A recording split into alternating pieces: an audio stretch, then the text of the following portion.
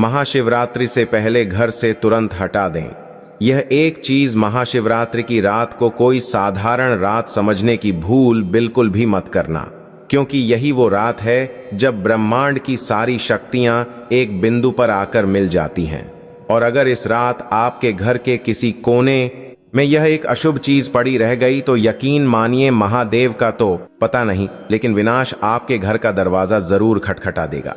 रुकिए और बहुत ध्यान से सुनिए मेरी बात को, क्योंकि आज मैं आपको डराने नहीं बल्कि जगाने आया हूं।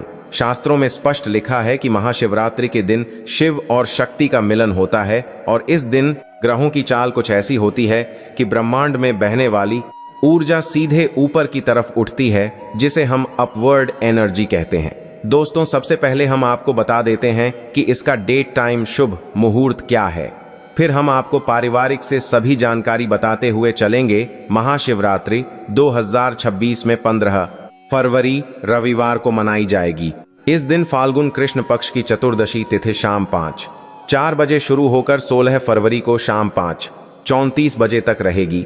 इसीलिए रात्रि की पूजा 15 फरवरी को ही की जाएगी। सबसे शुभ पूजा मुहूर्त निशीथ काल माना जाता है, जो 16 फरवरी की रात 12:09 बजे से 1 बजे तक रहेगा। इस समय शिवलिंग पर रुद्राभिषेक, महामृत्युंजय मंत्र जप और ध्यान अत्यंत फलदायी होता है। स्नान का सर्वोत्तम समय ब्रह्म मुहूर्त है, जो 16 फरवरी सुबह 5:17 बजे से 6:08 बजे तक रहेगा। इसी समय स्नान करके व्रत का संकल्प लेना और शिव पूजन की तैयारी करना विशेष शुभ माना गया है। इसके अलावा पूरी रात 4 प्रहरों में शिव पूजा की जाती है और व्रत पारण 16 फरवरी को सुबह 6:42 बजे से दोपहर 3:10 बजे के बीच किया जा सकता है। ऐसे में अगर आपके घर में यह 4 चीजें मौजूद है जो मैं आज आपको बताने वाला हूं, तो वो उस दिव्य ऊर्जा को जहर में बदल देंगी। जी हां, आपने सही सुना, जहर में। और इनमें से चौथी चीज तो इतनी खतरनाक है कि वो राजा को भी भिखारी बना देती है। हो सकता है वो चौथी चीज इस वक्त आपके घर के मुख्य दरवाजे के ठीक पीछे छिपी बैठी हो और आपको खबर तक ना हो। तो अगर आप नहीं चाहते कि इस महाशिवरात्रि पर आपकी पूजा व्यर्थ जाए और आपके परिवार पर कोई भारी विपत्ति आए, तो अगले कुछ मिनट अपनी जिंदगी के सबसे महत्वपूर्ण मिनट मानकर इस वीडियो को अंत तक देखना। आज हम उन 4 चीजों को जड़ से उखाड़ फेंकेंगे जो आपकी तरक्की के रास्ते में पहाड़ बनकर खड़ी हैं। मित्रों, हमारे प्राचीन शिव पुराण और वास्तुशास्त्र में घर की पवित्रता को लेकर बहुत कड़े नियम बताए गए हैं। महाशिवरात्रि वो मौका होता है जब भगवान शिव अपनी समाधि छोड़कर पृथ्वी पर भ्रमण करते हैं। अब आप ही सोचिए, अगर साक्षात महाकाल आपके घर के द्वार पर आए और वहां नकारात्मक ऊर्जा का अंबार लगा हो, तो क्या वो अंदर प्रवेश करेंगे? बिल्कुल नहीं, उल्टा उस घर पर रुद्र की क्रोधी दृष्टि पड़ सकती है। इसलिए आज हम एक एक करके उन 4 चीजों के बारे में जानेंगे जिन्हें आपको महाशिवरात्रि की पूजा शुरू करने से पहले हर हाल में घर से बाहर निकाल देना है। सबसे पहली चीज जो आपको तुरंत अपने घर से हटा देनी है, वो है खंडित मूर्तियां और टूटा हुआ कांच। अक्सर हम देखते हैं कि लोग अपने पूजा घर में या घर के शोकेस में टूटी हुई मूर्तियों को भी संभाल कर रखते हैं, क्योंकि उनकी भावनाएं उससे जुड़ी होती हैं। लेकिन भावनाओं में बहकर आप बहुत बड़ी गलती कर रहे हैं। वास्तुशास्त्र के अनुसार खंडित मूर्ति यानी टूटी हुई मूर्ति राहु का प्रतीक मानी जाती है, और राहु वो ग्रह है जो जीवन में अचानक आने वाली दुर्घटनाओं का कारक है। जब आप टूटी हुई मूर्ति की पूजा करते हैं या उसे घर में रखते हैं, तो आप अनजाने में ही दुर्भाग्य को न्योता दे रहे होते हैं। महाशिवरात्रि के दिन जब वातावरण में शिव तत्व की प्रधानता होती है, तब ये टूटी हुई चीजें नकारात्मक ऊर्जा को चुंबक की तरह खींचती हैं।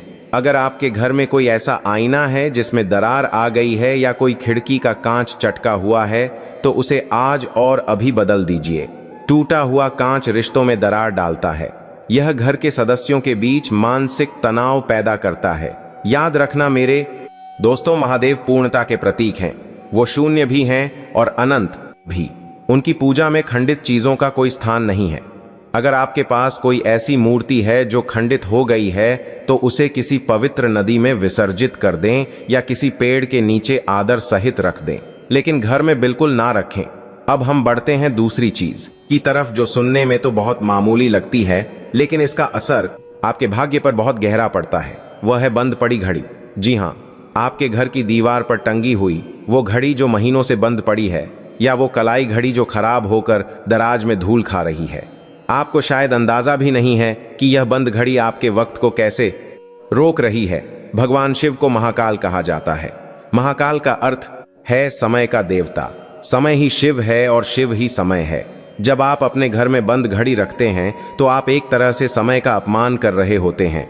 वास्तु के अनुसार बंद घड़ी रुके हुए भाग्य और अवरोध का सूचक है। यह आपकी तरक्की की गति को रोक देती है। आपने अक्सर महसूस किया होगा कि आप मेहनत तो बहुत करते हैं, लेकिन उसका परिणाम आपको नहीं मिलता। काम बनते बनते बिगड़ जाते हैं। इसका कारण कहीं ना कहीं आपके घर के किसी कोने में पड़ी वह बंद घड़ी हो सकती है। महाशिवरात्रि से पहले अपने घर की सारी घड़ियों को चेक करें। अगर कोई घड़ी खराब है तो उसे ठीक करवाएं या फिर घर से बाहर कर दें। घड़ी की सुइयां हमेशा चलती रहनी चाहिए, ठीक वैसे ही जैसे आपकी सांसें और आपका भाग्य। अगर आप चाहते हैं कि महाकाल का आशीर्वाद आप पर बना रहे और आपका बुरा वक्त अच्छे वक्त में बदल जाए, तो इस महाशिवरात्रि से पहले अपने घर के समय को ठीक कर लीजिए। चलिए अब बात करते हैं तीसरी चीज की, जो सीधे तौर पर आपके स्वास्थ्य और घर की सुख शांति पर हमला करती है। वो है सूखे हुए पौधे या मुरझाए हुए फूल। मित्रों, प्रकृति शिव का ही रूप है। हर हरे भरे पौधे में प्राण बसते हैं, जिसे हम प्राण शक्ति कहते हैं। लेकिन जब कोई पौधा सूख जाता है या मर जाता है तो वो घर में मृत्यु की ऊर्जा यानी डेड एनर्जी छोड़ने लगता है। महाशिवरात्रि जीवन का उत्सव है। इस दिन हम उस शिव की आराधना करते हैं जो मृत्युंजय है, जिन्होंने मौत को भी जीत लिया है। ऐसे पावन मौके पर घर में सूखे हुए कांटेदार पौधे या मुरझाए हुए फूल रखना बहुत बड़ा अपशकुन माना जाता है। खास तौर पर अगर आपके घर में तुलसी का पौधा सूख गया है तो यह बहुत ही चिंता का विषय है। सूखा हुआ तुलसी का पौधा इस बात का संकेत है कि घर पर कोई विपत्ति आने वाली है या घर की लक्ष्मी नाराज है। इसलिए महाशिवरात्रि से पहले अपने घर के गार्डन या बालकनी को अच्छे से देख लें। अगर कोई पौधा सूख गया है तो उसे हटा दें और उसकी जगह नया हरा भरा पौधा लगाएं। भगवान शिव को बेलपत्र बहुत प्रिय है, लेकिन ध्यान रहे कि पूजा में चढ़ाया गया बेलपत्र भी सूखा हुआ नहीं होना चाहिए। घर में ताजे फूल और हरे पौधे सकारात्मक ऊर्जा का संचार करते हैं और शिव की कृपा को आकर्षित करते हैं। इसीलिए इस महाशिवरात्रि अपने घर को जीवंत बनाए, ना कि मुर्दा चीजों का संग्रहालय। और अब हम आ पहुंचे हैं उस चौथी और सबसे खतरनाक चीज पर, जिसका मैंने वीडियो की शुरुआत में जिक्र किया था। यह वो गलती है जो आज के समय में लगभग हर दूसरा इंसान कर रहा है। यह गलती है आपके घर के मुख्य दरवाजे पर फैली हुई गंदगी और बिखरे हुए जूते चप्पल। जी हां, आपने बिल्कुल सही सुना। हम अक्सर अपने घर के अंदर की तो बहुत सफाई करते हैं, लेकिन मुख्य दरवाजे को नजरअंदाज कर देते हैं। जबकि शास्त्रों में मुख्य द्वार को ही वो स्थान माना गया है जहां से देवी देवता घर में प्रवेश करते हैं। इसे सिंह द्वार भी कहा जाता है। अब जरा सोचिए, महाशिवरात्रि की पावन रात है, शिव जी की बारात निकलने वाली है और आपके घर के दरवाजे पर पुराने फटे हुए जूते चप्पलों का ढेर लगा है। वहां धूल जमी है और अंधेरा छाया हुआ है। क्या आपको लगता है कि ऐसे घर में शिव जी की कृपा बरसेगी? कतई नहीं। मुख्य द्वार पर बिखरे हुए जूते चप्पल राहु और शनि के दोष को जन्म देते हैं। यह दरिद्रता को सीधा निमंत्रण है। जिस घर के दरवाजे पर ही बाधा हो, वहां लक्ष्मी और सौभाग्य अंदर कैसे आएंगे? वो तो दरवाजे से ही वापस लौट जाएंगे। इसीलिए महाशिवरात्रि से पहले एक काम जरूर करें। अपने घर के मुख्य दरवाजे को पानी से धोकर साफ करें। वहां से पुराने और बेकार जूते चप्पलों को हटा दें। अगर संभव हो तो दरवाजे पर आम के पत्तों का तोरण लगाएं और स्वास्तिक का चिन्ह बनाएं। याद रखिए, मुख्य द्वार सिर्फ आपके घर का रास्ता नहीं है, बल्कि आपके जीवन में खुशियों के आने का रास्ता है। इसे जितना साफ और पवित्र रखेंगे, उतना ही आपका भाग्य चमकेगा। लेकिन बात यहीं खत्म नहीं होती। इन 4 चीजों को हटाने के अलावा भी एक बहुत ही गुप्त बात है, जो आपको महाशिवरात्रि की पूजा के दौरान ध्यान रखनी है। बहुत से लोग पूजा करते समय अनजाने में कुछ ऐसी गलतियां कर बैठते हैं जिससे उनकी सारी भक्ति निष्फल हो जाती है। जैसे कि शिव जी को कभी भी केतकी का फूल नहीं चढ़ाना चाहिए और ना ही शिव जी की पूजा में हल्दी का प्रयोग करना चाहिए। हल्दी सौंदर्य का प्रतीक है और शिव जी वैरागी हैं। इन तातू बात छोटी छोटी बातों का ध्यान रखकर आप बड़े दोषों से बच सकते हैं। अब मैं आपको एक ऐसी पौराणिक कथा सुनाता हूं जो आपको यह समझाएगी कि आखिर शिव जी को स्वच्छता और पवित्रता इतनी प्रिय क्यों है और क्यों हमें इन वस्तुओं को घर से बाहर करना चाहिए। एक बार की बात है, माता पार्वती ने शिव जी से पूछा कि प्रभु, आप तो शमशान में निवास करते हैं, भस्म रमाते हैं, फिर आपको घर की शुद्धि से क्या लेना देना। तब महादेव ने मुस्कुराते हुए उत्तर दिया कि हे गौरा, मैं श्मशान में इसलिए रहता हूं क्योंकि वहां मोह माया का अंत होता है, लेकिन गृहस्थ जीवन जीने वालों के लिए उनका घर ही उनका मंदिर होता है। जिस घर में नकारात्मक ऊर्जा का वास होता है वहां रहने वाले लोगों की मतें भ्रष्ट हो जाती है, उनकी सोच दूषित हो जाती है, और दूषित सोच के साथ की गई पूजा मैं कभी स्वीकार नहीं करता। इसीलिए घर की बाहरी सफाई से ज्यादा जरूरी है कि वो वातावरण शुद्ध हो जहां बैठकर मेरा भक्त मुझे पुकार रहा है। जब हम घर से टूटी फूटी चीजें हटाते हैं तो असल में हम अपने मन से टूटे हुए विचारों को हटा रहे होते हैं। जब हम बंद घड़ी को चालू करते हैं तो हम अपने रुके हुए कर्मों को गति दे रहे होते हैं। ये सब बाहरी चीजें हमारे आंतरिक मन का ही प्रतिबिंब है। तो मेरे प्यारे दोस्तों, इस महाशिवरात्रि को केवल एक त्योहार की तरह नहीं बल्कि अपने जीवन को बदलने के एक अवसर की तरह देखें। यह रात साल में एक बार आती है, इसे ऐसे ही सोने में या आलस में मत गवा देना। जो 4 चीजें मैंने बताई हैं उन्हें आज ही अपने घर से बाहर का रास्ता दिखा दें। खंडित मूर्तियां, बंद घड़ी, सूखे पौधे और दरवाजे का कबाड़, ये 4 आपके दुश्मन हैं। इन्हें हटाते ही आप महसूस करेंगे कि आपके घर का माहौल हल्का हो गया है। आपको एक नई ऊर्जा का अनुभव होगा। जैसे ही आप इन बाधाओं को हटाएंगे, महादेव की कृपा आपके घर में बिना किसी रुकावट के प्रवाहित होने लगेगी। और हाँ, एक बात और याद रखना, सफाई केवल घर की ही नहीं, मन की भी करनी है। अपने मन से क्रोध, ईर्ष्या और अहंकार के जाले भी साफ कर देना, क्योंकि निर्मल मन में ही महादेव का वास होता है। जब आप इन नियमों का पालन करते हुए महाशिवरात्रि की पूजा करेंगे तो आप देखेंगे कि कैसे चमत्कार होते हैं। जो समस्याएं आपको पहाड़ जैसी लग रही थी वो चुटकियों में हल हो जाएंगी। जो बीमारियां पीछा नहीं छोड़ रही थी उनसे मुक्ति मिल जाएगी। और जिस धन के लिए आप तरस रहे थे वो आपके द्वार पर दस्तक देगा। अंत में मैं बस इतना ही कहूंगा कि विश्वास बहुत बड़ी चीज है। अगर आप पूरे विश्वास और श्रद्धा के साथ एक लोटा जल भी शिवलिंग पर चढ़ाएंगे तो वह स्वीकार होगा। लेकिन अगर आपात दस्तक देखा, मन में मैल रखकर और घर में गंदगी रखकर आप 56 भोग भी लगाएंगे तो वो व्यर्थ है। महाशिवरात्रि की रात जागरण की रात है, यह अपनी आत्मा को जगाने की रात है। तो तैयार हो जाइए इस महापर्व के लिए। अपने घर को मंदिर बनाइए और अपने हृदय को शिवालय। अब मैं आपसे एक प्रश्न पूछना चाहता हूं, क्या आप तैयार हैं अपने जीवन से इन बुराइयों को निकालकर महादेव का स्वागत करने के लिए? अगर हाँ तो अभी कमेंट में पूरे जोश के साथ लिखें, हर हर महादेव। और हाँ, अगर आपको लगता है कि यह जानकारी आपके किसी मित्र या रिश्तेदार के काम आ सकती है तो इसे उनके साथ शेयर जरूर की इसके साथ ही करें। क्या पता आपका एक शेयर किसी की सोई हुई किस्मत जगा दे। और जब हम किसी का भला करते हैं तो महादेव हमारा भला खुद ब खुद कर देते हैं। कर भला तो हो भला। तो उठिए अभी और निरीक्षण कीजिए अपने घर का, कहीं किसी कोने में कोई अशुभ चीज तो नहीं छिपी। अभी सफाई अभियान शुरू कीजिए और महाशिवरात्रि के स्वागत की तैयारी कीजिए। याद रखिएगा दोस्तों, समय किसी के लिए नहीं रुकता। यह महाशिवरात्रि का पावन अवसर निकल गया तो फिर आपको 1 साल का इंतजार करना पड़ेगा और कौन जाने अगले साल तक समय क्या करवट ले। इसलिए जो करना है अभी करना है, आज ही करना है। आलस्य को त्याग दीजिए। शिव जी को कर्मठ लोग पसंद है जो अपने जीवन को सुधारने के लिए प्रयास करते हैं। शिव जी उन्हीं का हाथ थामते हैं। अगर आप हाथ पर हाथ रखकर बैठे रहेंगे और सोचेंगे कि सब कुछ अपने आप ठीक हो जाएगा तो ऐसा कलयुग में तो नहीं होने वाला। कर्म तो आपको करना ही पड़ेगा और आपका पहला कर्म यही है कि अपने आसपास के वातावरण को शुद्ध करें, ऊर्जा के प्रवाह को सही करें।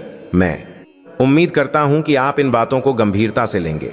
यह कोई अंधविश्वास नहीं है, यह ऊर्जा का विज्ञान है।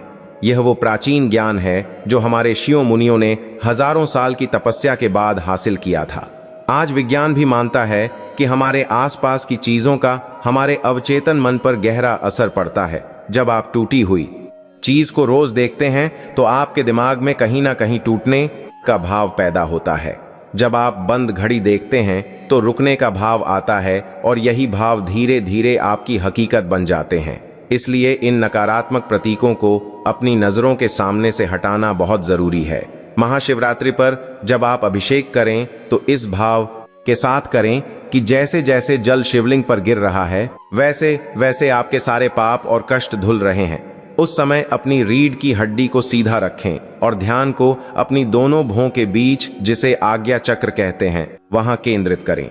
यही वह स्थान है जहां शिव का तीसरा नेत्र होता है। जब आप बाहरी सफाई के साथ साथ इस आंतरिक विधि का पालन करेंगे तो आपको जो अनुभव होगा उसे शब्दों में बयां नहीं किया जा सकता। वो आनंद अद्भुत होगा, वो शांति अलौकिक होगी। तो मेरे ताप हाथ है वनंद भव बात्ता।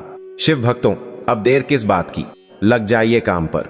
अपने घर को इतना पावन बना दीजिए कि शिव जी खुद विवश हो जाए आपके घर पधारने के लिए। और जाने से पहले एक बार फिर से याद दिला दूं कि चौथी चीज यानी मुख्य द्वार की सफाई सबसे ज्यादा जरूरी है, क्योंकि वहीं से किस्मत अंदर आएगी। कहीं ऐसा ना हो कि आप अंदर पूजा करते रह जाए और किस्मत दरवाजे से ही लौट जाए। जन्म लेता है और बार बार मृत्यु को प्राप्त होता है, तो यह जो तिथि है यह आपको भगवान का धाम दिलाने वाली है। जन्म को प्राप्त होता है कि बार बार जन्म लेता है, एक कामना करता है कि बार बार जन्म लेता है। मृत्यु के इस करता है, इस पेलाभ है, ये मेसांतिक है, जन्म लेता है। चक्र से मुक्ति दिलाने वाली है, यह मुक्ति का मार्ग है। इसीलिए इस तिथि को अपने हाथ से भी ना जाने दीजिए। चाहे जीवन में जो मर्जी हो जाए, पर आपको ये व्रत अवश्य करना चाहिए। कारण क्या है? शास्त्र कहते हैं कि चाहे हिमालय क्षय को प्राप्त हो जाए, अर्थात हिमालय का क्षय हो जाए, चाहे मंदिर विंध्याचल आदि जो पर्वत हैं वह भी विचलित हो जाए, परंतु भगवान शंकर का जो व्रत आप करते हैं वह कभी निष्फल नहीं होता।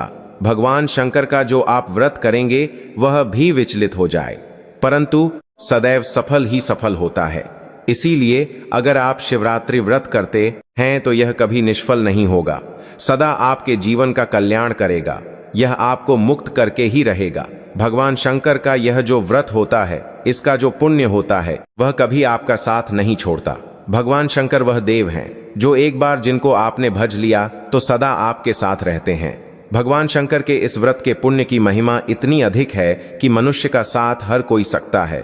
अब बात करते हैं कि व्रत करना कैसे है, सुबह की पूजा कैसे करेंगे और व्रत में जो संकल्प महत्वपूर्ण होता है न वह कैसे करना है।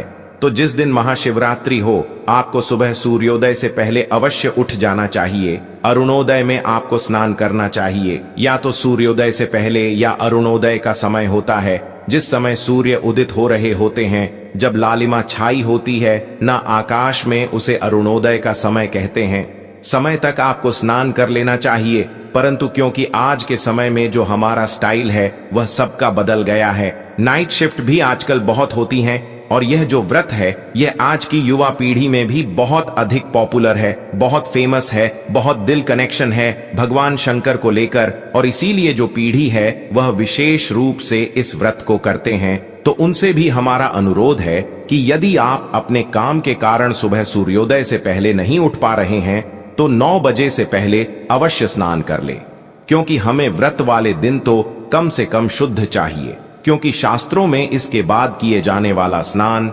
रक्षा स्नान कहलाता है। व्रत का प्रारंभ और संकल्प विधि। भक्तों, यदि आपने महाशिवरात्रि का पावन व्रत रखा है तो प्रातःकाल या अधिकतम सुबह 9 बजे तक स्नान आदि से निवृत्त होकर व्रत का संकल्प अवश्य कर लेना चाहिए।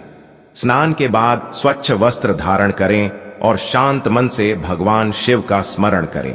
ध्यान रहे, संकल्प घर पर भी पूर्ण विधि से किया जा सकता है। ऐसा कोई नियम नहीं है कि संकल्प केवल मंदिर में ही हो। आज के समय में बहुत से भक्त ऐसे होते हैं जिन्हें कार्यालय जाना पड़ता है, छुट्टी नहीं मिलती।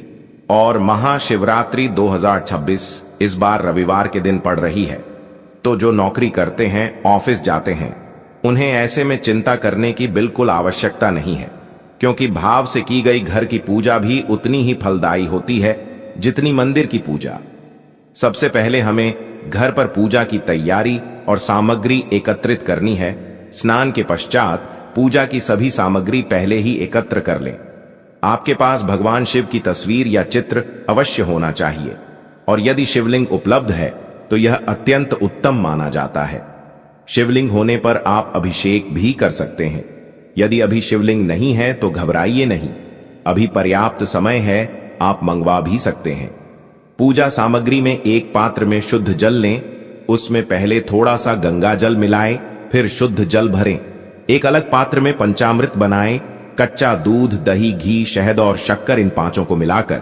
इसके अतिरिक्त पुष्प, फूलों की माला, बेलपत्र, भांग, धतूरा, चंदन, अक्षत, साफ चावल, धूप, दीप और नैवेद्य अवश्य रखें। सारी सामग्री एक थाली में सुसज्जित करके रखें। यदि शिवलिंग है तो अभिषेक हेतु एक लोटा अतिरिक्त जल से भर लें।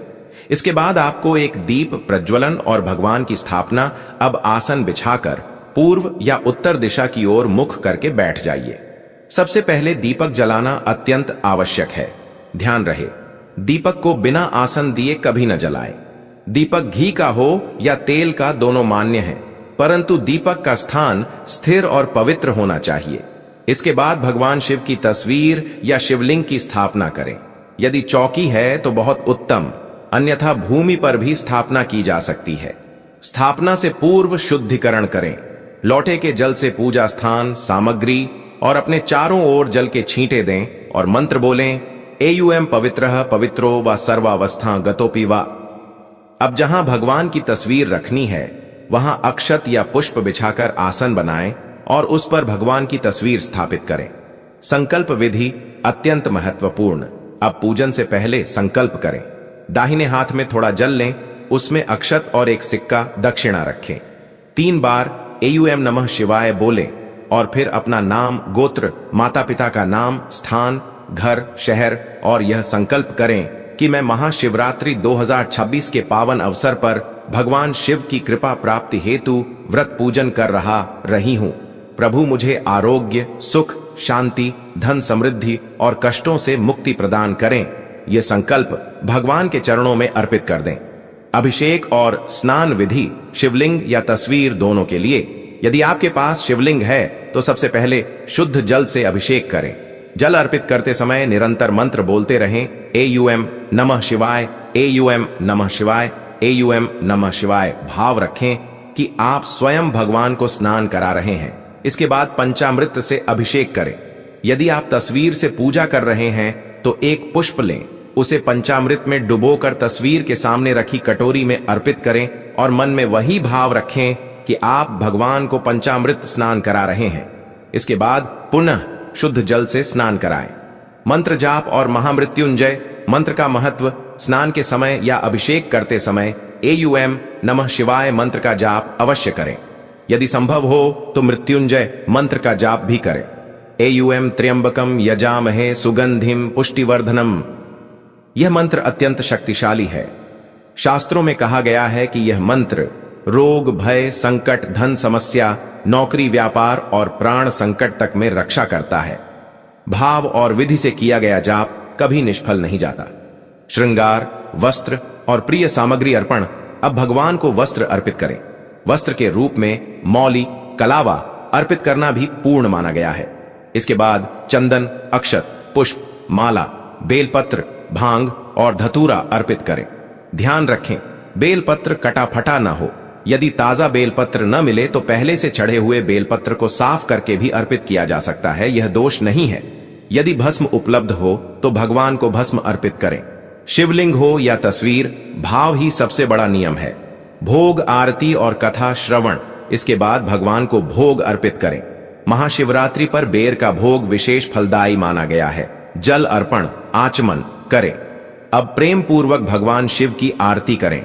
आरती के बाद महाशिवरात्रि की कथा अवश्य सुने या पढ़ें, क्योंकि बिना कथा के व्रत अधूरा माना जाता है। इसके पश्चात एयुएम नमः शिवाय की 11 माला और मृत्युंजय मंत्र की 5 माला का जाप करें। यह इस दिन का सर्वोत्तम साधन है। पुष्पांजलि, क्षमा प्रार्थना और समापन। अंत में दोनों हाथों में पुष्प लेकर भगवान से प्रार्थना करें, हे प्रभु, न हमें आवाहन आता है, न पूजन, न विसर्जन। जाने अनजाने में जो त्रुटियां हुई हों उन्हें क्षमा करें और हमारी झोली अपनी कृपा से भर दें। पुष्प भगवान के चरणों में अर्पित करें। पुरुष भक्त दंडवत प्रणाम करें, महिलाएं साष्टांग न करें। अंत में 3 या 5 परिक्रमा करके भगवान को प्रणाम करें। अब बात कर लेते हैं शुभ मुहूर्त की। भद्रा का साया कब से कब तक रहेगा, क्योंकि भद्र के समय पूजा पाठ नहीं होती है। साल 2026 में महाशिवरात्रि का पर्व रविवार 15 फरवरी 2026 को मनाया जाएगा, क्योंकि फाल्गुन मास के कृष्ण पक्ष की चतुर्दशी तिथि 15 फरवरी की शाम लगभग 5:04 बजे से प्रारंभ होकर 16 फरवरी 2026 की शाम लगभग 5:34 बजे तक रहेगी तथा शास्त्रानुसार रात्रि के समय पूजा अर्चना को प्रमुख माना जाता है। इस महाशिवरात्रि में सबसे शुभ समय या निशीथा काल मध्य रात्रि काल पूजा का है, जो 15 फरवरी 2026 की रात लगभग 11:55 बजे से लेकर 12:55 बजे तक रहेगा। इसी समय भगवान शिव के रुद्राभिषेक, मंत्र जाप एवं शिवलिंग पर जल दूध अर्पण बेहद फलदायी माना जाता है। इसके साथ ही रात्रि 4 पहर की पूजा भी तय है। पहले पहर शाम के बाद से लेकर रात के पहले भाग तक, दूसरे पहर निशीथा काल के आसपास और तीसरे चौथे पहर प्रातः तक लगातार शिव आराधना करना शुभ होता है। अभिजीत मुहूर्त यानी दिन में लगभग दोपहर मध्य के आसपास का समय भी पूजा जाप के लिए शुभ माना जाता है, परंतु महाशिवरात्रि का विशेष श्रेष्ठ समय निशीथा है। शास्त्रों में इसी को प्रमुख फलदायी बताया गया है। भद्रा बद्रिका काल सामान्य पंचांग के अनुसार किसी दिन में कुछ समय के लिए अशुभ माना जाता है, लेकिन महाशिवरात्रि के पावन व्रत तथा भगवान शिव की पूजा में भद्रा का कोई नकारात्मक प्रभाव नहीं माना जाता। इसका प्रभाव महाशिवरात्रि पूजा विधि पर लागू नहीं होता, अतः भक्त इस बात से भयभीत न हो और पूरी श्रद्धा से पूजा कर सकते हैं। व्रत के बाद पारण उपवास तोड़ने का शुभ समय 16 फरवरी 2026 को सुबह लगभग 6:42 बजे से दोपहर 3:10 बजे तक का समय बहुत अच्छा माना जाता है। इसी अवधि में फलाहार या मीठा आहार ग्रहण करके व्रत का पारण करें, जिससे व्रत का ससम्मान समापन होता है।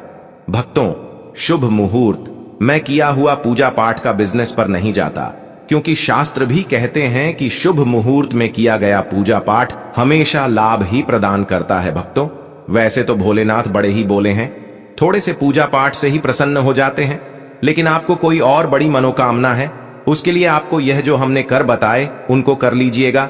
आपकी मनोकामना शीघ्र पूर्ण हो जाएगी। आपको ध्यान यह रखना है कि आपको ब्रह्मचर्य का पूर्ण रूप से पालन करना है, किसी के प्रति भेदभाव नहीं रखता है, किसी पर क्रोध नहीं करना है, अकारण और किसी का अहित नहीं करना है, किसी का कोई नुकसान नहीं करना है, किसी को अपशब्द नहीं बोलते हैं और शुद्धता का ध्यान रखना है। इसके साथ साथ आपको लड़ाई झगड़े से दूर ही रहना है और ध्यान रहे कि तामसिक भोजन का उपयुक्त बिल्कुल भी नहीं करना है। इस चीज से तो दूर ही रहना, नहीं तो भोलेनाथ करोगे तो सकते हैं। आचरण से शुद्ध रहना है, मन से शुद्ध रहना है, तन से शुद्ध रहना है। इस प्रकार से दिन को व्यतीत करना है। संयन काल को यदि संभव हो तो पुनः भगवान की पूजा कीजिएगा। यह दिन आप संभव हो तो कोई बात नहीं, आप मेरे दिल में एक बार भी पूजा कर ली, वह भी बहुत ही पर्याप्त है। इस प्रकार से आप शिवरात्रि का दिन व्यतीत कीजिएगा। शायद कल को आप व्रत खोल सकते हैं। आप फलाहारी कर सकते हैं तो फलाहार के साथ व्रत को रखिए या मीठे आहार के साथ व्रत को रखिए। इस प्रकार से आप व्रत को कीजिए। दोनों ही नियम उत्तम हैं। आपका स्वास्थ्य किस प्रकार से आपको अलाव करता है वह देखना आवश्यक है। ऐसा ना हो कि आप फलाहारी के चक्कर में अपने सेहत का नुकसान करने। अगर सेहत जो करती तो फलर के साथ रखिए।